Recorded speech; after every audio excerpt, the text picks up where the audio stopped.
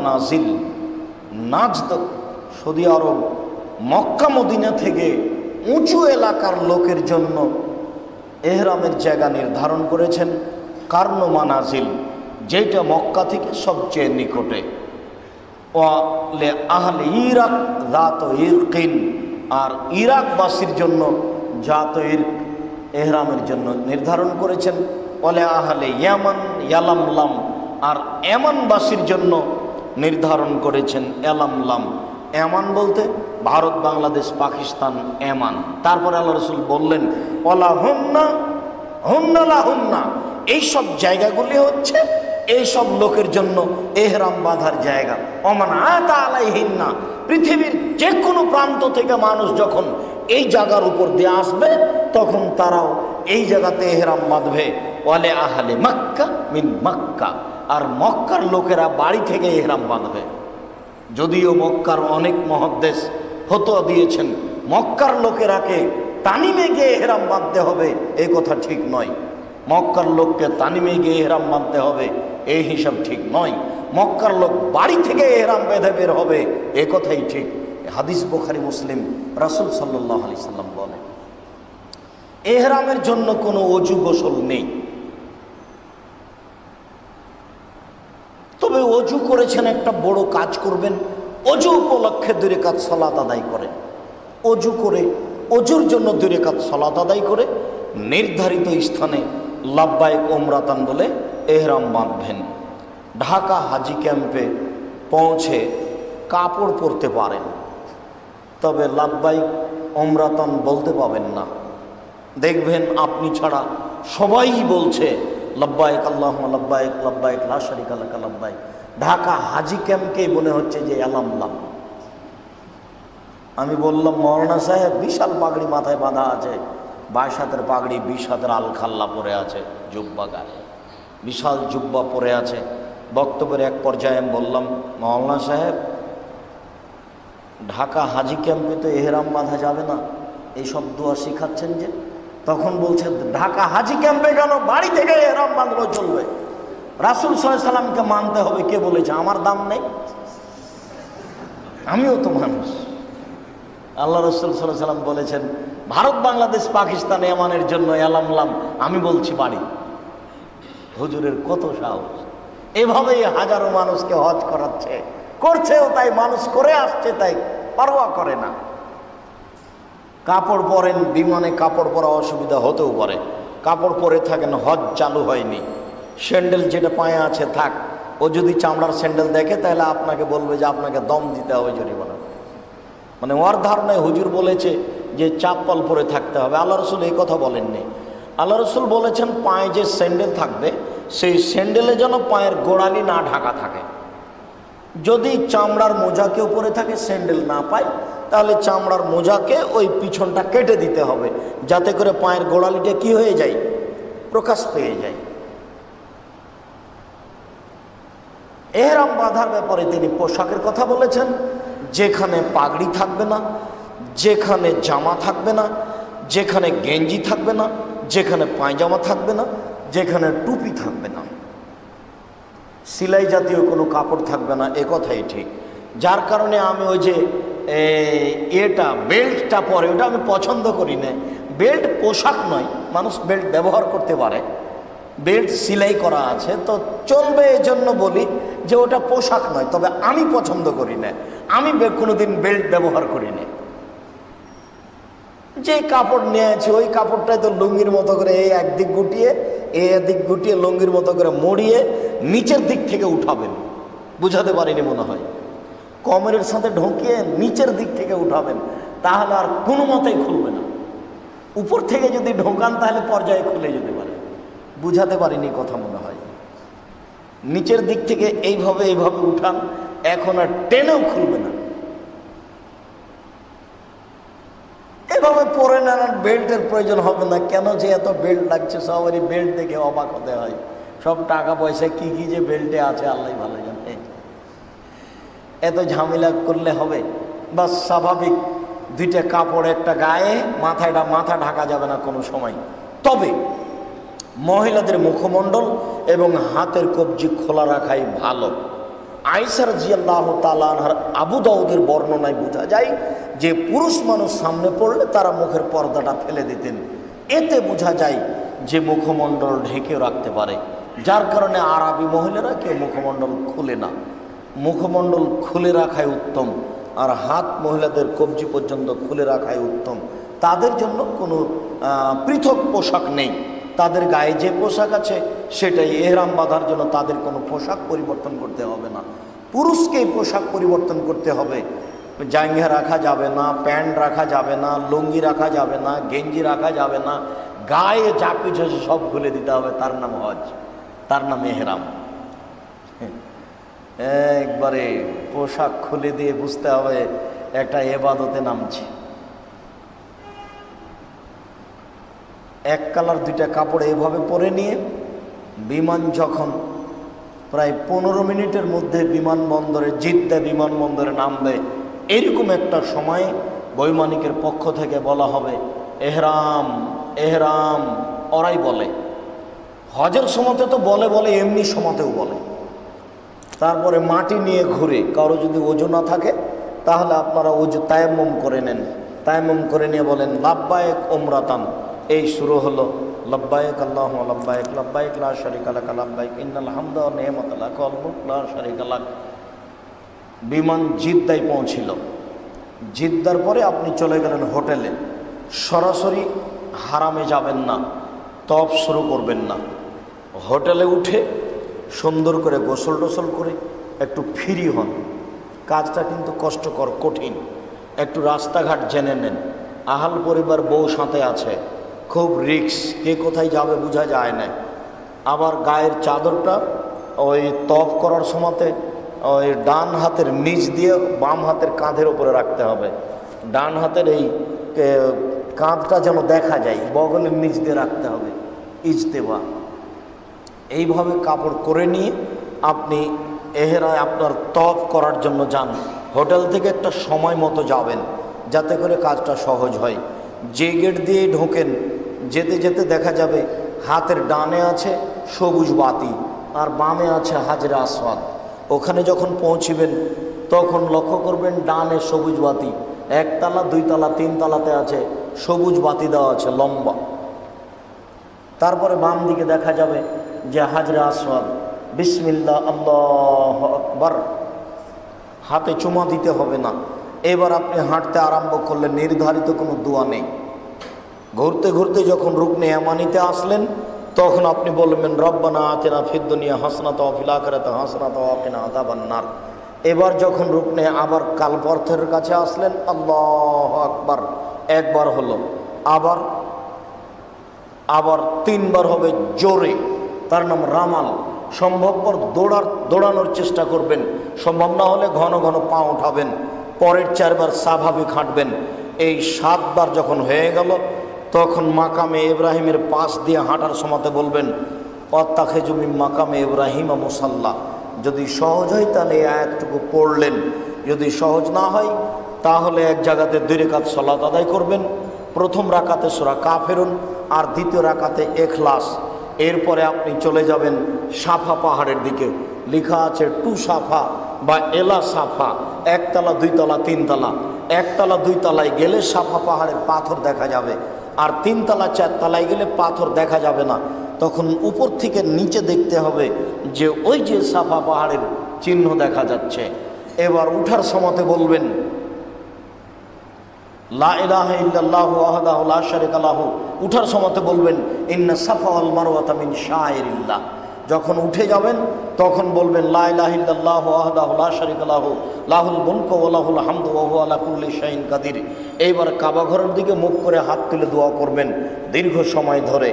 এবার পায়ে হেঁটে আসেন মারওয়া পাহাড়ের দিকে। একটু হাঁটতেই উপরে দেখা যাবে সবুজ বাতি, ওখান থেকে দৌড়াতে আরম্ভ করতে হবে। 20 হাতের পরে আবার সবুজ বাতি, ওখানে গিয়ে দৌড়া বন্ধ করতে হবে, স্বাভাবিক গতিতে যেতে হবে। মহিলাদেরকে দৌড়াতে হবে এটা প্রয়োজন নাই। হাঁটতে হাঁটতে মারোয়া পাহাড়ে উঠে যাবেন, দেখবেন প্রথম তলাতে কিছু পাহাড়ের পাথরের চিহ্ন দেখা যাচ্ছে। ওখান থেকে কেবলার দিকে মুখ করে হাত তুলে দোয়া করবেন দীর্ঘ সময়। আবার হাঁটতে থাকেন, আস্তে আস্তে সাফা পাহাড়ে আসলেন, 2 বার হয়ে গেল, হাত তুলে দোয়া করেন। দোয়া শেষে আবার হেঁটে মারোয়া পাহাড়ে যান, ওখানে দৌড়াবেন সবুজ বাতির, 2 সবুজ বাতির মাঝে, ওখানে গিয়ে হাত তুলে দোয়া করবেন কেবলার দিকে মুখ করে 3 বার হলো। আবার ঘুরে আসেন সাফা পাহাড়ে, এখানে কেবলার দিকে মুখ করে হাত তুলে দোয়া করবেন 4 বার হলো। আবার আপনি মারোয়া পাহাড়ে যান, হাত তুলে দোয়া করেন 5 বার হলো। আবার আপনি সাফাতে আসেন, হাত তুলে দোয়া করেন 6 বার হলো। এবার আপনি মারোয়াতে চলে যান, 7 বার হয়ে গেল, হাত তুলে দোয়া করতে হবে না। এবার আপনি ওখান থেকে সরে আসেন আপনার সুবিধা মতো, ব্যাক করে ফিরে যেখানে উঠেছিলেন হারাম দিয়েই বের হলে সহজ হবে বের হওয়া। আর যদি ওখান দিয়ে বের হয়ে যান তাহলে মারোয়া পাহাড়ের পাশে হাতের ডানে গেট আছে, বের হয়ে আপনি একটা জায়গাতে মাথার চুল ছোট করে নেন বা নেড়ে করে নেন। দেখা যাচ্ছে এই জায়গাতে ছোট করারই বেশি হাদিস দেখা যায়। মাথার চুল ছোট করে নেন। এখন আপনার ওমরার কাজ শেষ হয়ে গেল। যদি আপনার সাথে কুরবানি থাকে এখন আপনি ফ্রি হয়ে গেলেন, এইদিক ওদিক ঘুরবেন না, হাট বাজার করবেন না, খালি 2টা কাজ 24 ঘন্টা, তফ আর সালাত, তফ আর সালাত। যখনই সালাম ফিরবেন তখনই দেখবেন মহিলা পুরুষেরা বলছে তফ তফ তফ, মানে ফরজ সালাত হয়ে গেছে, এখন তফ করো। তফে কত নেকি তাই একটু আগে বললাম, প্রত্যেক পদক্ষেপে নেকি আছে। আবার 2 রুকন স্পর্শ করলেই সব পাপ ক্ষমা হয়ে যাবে। তফ একটি ব্যতিক্রম ইবাদত, 24 ঘন্টা চলবে, দিন রাত চলবে, যতক্ষণ আপনার শরীর চলে।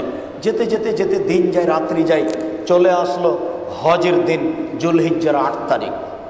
জুলহিজ্জার 8 তারিখ হোটেলে ফজরের সালাত আদায় করে লাব্বাইক হাজ্জাতান, হজের জন্য উপস্থিত, এই বলে যান গাড়িতে উঠে এবার মিনা মাঠে যান।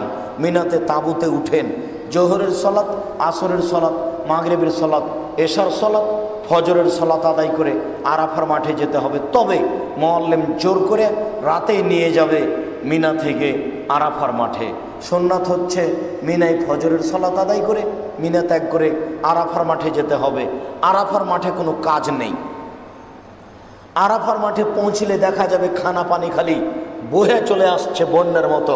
একটু খানা পানি কম খাবেন, তাসবিহ তাহলিল জিকির আজকার করেন, লব্বাইক আল্লাহুম্মা লব্বাইক লব্বাইক লা শারীকা লাকা লব্বাইক ইন্নাল হামদা ওয়া নি'মাতা লাকাল মুলক লা শারীকা লাক বলেন। বলতে বলতে জোহরের টাইম হয়ে গেল। জোহরের 2 রাকাত, আসরের 2 রাকাত একসাথে পড়বেন, একবারে পড়তে বাধ্য। আপনার মুআল্লিম মাযহাবী শতকরা 95 জন হাজি এবং শতকরা 99 জন মুআল্লিম জোহরের সালাত জোহরে পড়বে, আসরের সালাত আসরে পড়বে এবং 4 রাকাত পড়বে বাধ্য। রাসূলের বিরোধিতা করতে হবে, তার এটা জরুরি হয়ে গেছে, সে করবেই। আপনি খোঁজ নিয়ে দেখেন, আপনার মায়ের সাথে কথা বলে দেখেন হজ করতে গেছে, আপনার বাপের সাথে কথা বলে দেখেন হজ করতে গেছে, আপনার বন্ধুর সাথে কথা বলে দেখেন হজ করতে গেছে। সেদিন জিজ্ঞাসা করবেন, বলবে যে জোহরের সালাত জোহরে পড়েছে, আসরের সালাত আসরে পড়েছে এবং 4 রাকাত করে পড়েছে। রাসূলের সুন্নাত মানবে না। জোহর আসরে একসাথে পড়তে হবে 2 রাকাত 2 রাকাত করে। এরপরে এবার হাত তুলে দোয়া চলবে, মাঝে মধ্যে হাত তুলে দোয়া করেন। আবু হুরায়রা রাদিয়াল্লাহু তাআলা আনহু বলেন, রাসূল সাল্লাল্লাহু আলাইহি ওয়াসাল্লাম বলেছেন, খায়রুদ দুআয়ে দুআ ইয়াউমে আরাফা ওয়া খায়রু মা কুলতু আনা ওয়া মা কালান নবিয়্যু মিন কাবলি। আরাফার মাঠে সবচেয়ে উত্তম দোয়া যেটা আমি বলেছি, আরাফার মাঠে সবচেয়ে উত্তম দোয়া যেটা আমার পূর্বের নবীগণ বলেছেন, সবচেয়ে উত্তম দোয়া হচ্ছে লা ইলাহা ইল্লাল্লাহু ওয়াহদাহু লা শারীকা লাহু লাহুল মুলকু ওয়া লাহুল হামদু ওয়া হুয়া আলা কুল্লি শাইইন কাদির। বারবার এই দোয়া পড়েন। সূর্য যত ডুবতে যাবে হাত তুলে দোয়া তত বেশি হবে, কান্নাকাটি তত বেশি হবে। আসরের টাইমে কিন্তু মুআল্লিম আপনাদেরকে নিয়ে যাবে জোর করে, গাড়িতে উঠাবে, না যাওয়ার চেষ্টা করবেন। সূর্য ডুববে, অন্ধকার হবে, তারপরে স্থান ত্যাগ করবেন। হাত তুলে দোয়া করতেই থাকবেন, কান্নাকাটি করতেই থাকবেন। জীবনে সবচেয়ে বড় সুযোগ এই সময়, আর সবচেয়ে ক্ষমার আর জাহান্নাম থেকে মুক্তির এটাই জায়গা। বুঝাতে পারলাম না মনে হয়। যেই সময়টায় যেই জায়গাটাই সবচেয়ে বেশি ক্ষমা হবে, জাহান্নাম থেকে মুক্তি হবে, ওই সময়ে ওই জায়গা থেকে মুআল্লিম জোর করে নিয়ে যাচ্ছে, যেন নিয়ে যেতেও বাধ্য। মাগরিবের পরে আরাফা ত্যাগ করে যাবেন মুজদালিফায়। মুজদালিফায় যেতে রাত 1টা হোক 2টা হোক তাতে কোনো সমস্যা নেই। মুজদালিফায় পৌঁছে কোনো এক জায়গাতে মাগরিবের 3 রাকাত সালাত আর এশার 2 রাকাত সালাত পড়ে আদায় করে শুয়ে যাবেন। সুন্নাত পড়তে হবে না, ভিতরও পড়তে হবে না, মুজদালিফার মাঠে ভিতরও লাগবে না। শুয়ে যান, ফজরের টাইমে ফজরের সালাত আদায় করেন। ফজরের টাইমের একটু আগেও ফজরের সালাত আদায় করা যায়। বাকি যে জায়গাটা অদিয়ে মহাস্সার, সেই জায়গাটা চিনা যাবে না। আরও জায়গা আছে যেখানে হাত তুলে দোয়া করা লাগে, সেই জায়গা আপনি চিনতে পারবেন না। আপনি ফজরের সালাত আদায় করে ব্যাগ বকচা ছেড়ে দিয়ে এবার চলেন পাথর মারতে। যখন কাছাকাছি পৌঁছবেন তখন লেখা আছে first floor, second floor, third floor. আপনি বুঝতে পারবেন, না বুঝলেও আপনি যেতে থাকবেন, মনে হবে সবই একই। আমি একে আসছি না দুয়ে আসছি না তিনে আসছি না চারে যাচ্ছি, কোনো বুঝতে পারবেন না, সবই একই রকম। যখন একেবারে জামরা, তার নাম জামরা, বিশাল বিশাল চওড়া এবং লম্বা, প্রায় 25-30 হাত লম্বা, এই খাম্বাগুলি পাথর মারার জন্য তৈরি করা আছে। আপনি যখন উঠতে যাচ্ছেন তখন দেখবেন মানুষ দুই দিকে ভাগ হয়ে যাচ্ছে, ডান দিকে উঠছে, বাম দিকে উঠছে। আপনি বাম হাতের দিকে উঠবেন কেন? রাসূল সাল্লাল্লাহু আলাইহি সাল্লাম বাম হাতের দিকে উঠে মেরেছিলেন। যখন তিনি পাথর মেরেছিলেন তখন কাবা ঘর ছিল বাম হাতের দিকে আর মিনা ছিল ডান হাতের দিকে। যদি আপনি রাসূলের সুন্নাতকে হুবহু ফলো করতে চান তাহলে উঠার সময় বাম হাতের দিকে হাঁটতে হবে। বুঝাতে পারলাম না মনে হয়? যদি ডান হাতের দিকে উঠেন তাহলে এটা হবে না। আপনি বাম হাতের দিকে হাঁটতে থাকেন, প্রথম খাম্বা পার হয়ে যান, পরের খাম্বা পার হয়ে যান, এবার 3 নম্বর খাম্বায় গিয়েই মারবেন না, একবারে ঘুরে ওইদিকে চলে যান। দেখবেন যে ওদিক ফাঁকা পড়ে আছে। মানুষ তো বুঝে না, সবাই হুচুকে চলে, গিয়েই মারতে লাগছে। কে কার মাথার উপর দিয়ে মারছে এই হিসাব নেই। আপনি একবারে ঘুরে পিছনে চলে যান, দেখবেন খালি। একেবারে ওই খাম্বার সাথে বুক লাগিয়ে পাথর 7টা মারেন। বিসমিল্লাহ, আল্লাহু আকবার, আল্লাহু আকবার, আল্লাহু আকবার, আল্লাহু আকবার। পাথর মারা হয়ে গেল। আজকে 6টা কাজ আছে। তার প্রথম কাজ হলো সকালে, দ্বিতীয় কাজ হলো কুরবানি করা। কুরবানি যদি নিজে হাতে করতে পারেন করেন, আর যদি করতে না পারেন ব্যাংকে জমা দিবেন, মুআল্লিমের হাতে টাকা দিয়েন না। ঠিক বোঝা যায় না, আমি সবাইকে অবিশ্বাস করি না, তবে আপনাকে বলে রাখছি, আপনি নিজে হাতে কুরবানি করতে পারলে করেন, নইলে ব্যাংকে টাকা দিয়ে দেন। আজকের সবচেয়ে জরুরি বড় বড় কাজ আছে 6টা, তার দ্বিতীয় কাজ হলো কুরবানি করা, তৃতীয় কাজ হলো মাথা নেড়ে করা। মাথা নেড়ে করে হোটেলে চলে আসেন, একটু রেস্ট নেন, খাওয়া দাওয়ার পরে এবার চলেন তওয়াফ করতে, কাবা ঘর তওয়াফ করেন। এটা হলো মাথা নেড়ে করার পরে 4 নম্বর কাজ। 5 নম্বর কাজ হলো সাই করা, সাফা মারোয়া, সাই করা। ওই যে প্রথম দিন যেভাবে করেছিলেন সেভাবে 5 নম্বর কাজ করার পরে 6 নম্বর কাজ, আপনাকে মিনাতে যেতেই হবে রাতে। যে মিনাতে পাথর মেরে এসেছেন, হোটেল থেকে বের হয়েছিলেন, সে মিনায় আবার যেতে হবে। তাহলে হজের দিনের 1 নম্বর সকালের কাজ হলো পাথর মারা, মাত্র একটা খাম্বাতে, 3টাতে নয়। সবচেয়ে যেটা বড় খাম্বা জামরাতুল কোবরা, জামরাতুল ওস্তা, জামরাতুল সোগরা, জামরাতুল কোবরা, যেটা সবচেয়ে বড় জামরা। উপরে চিহ্ন আছে, আগের দিন দেখতে যাবেন, দেখে বুঝতে পারবেন, উপরে চিহ্ন দিয়ে বোঝা যাচ্ছে এটা বড় জামরা। প্রথম দিন যেদিন অনেক কাজ, সেদিন বড়টাতে পাথর মারতে হবে। 1 নম্বর কাজ পাথর মারা, 2 নম্বর কাজ কুরবানি করা, 3 নম্বর কাজ মাথা নেড়ে করা, 4 নম্বর কাজ তওয়াফ করা, 5 নম্বর কাজ সাই করা, 6 নম্বর কাজ মিনায় ফিরে আসা। যদি কোনোটা আগে পিছে হয়ে যায় কোনো সমস্যা নেই, চলে আসলেন মিনায়, রাতে থেকে যান। যখনই প্রথমে পাথর মেরেছেন, পাথর মারা শেষ হলেই লাব্বাইক বন্ধ, আর কিছু লাগবে না। অনেকে বলতে চান যে কুরবানি পর্যন্ত লাব্বাইক চলবে, কুরবানি করার পরে গায়ের কাপড় খুলে দিবেন। অনেকে বলতে চান প্রথম মারার পরে ইহরাম শেষ, অতএব পাথর মেরে জামা কাপড় খুলে গোসল করে আপনার নিজস্ব পোশাক পরে আপনি কুরবানি করতে যান।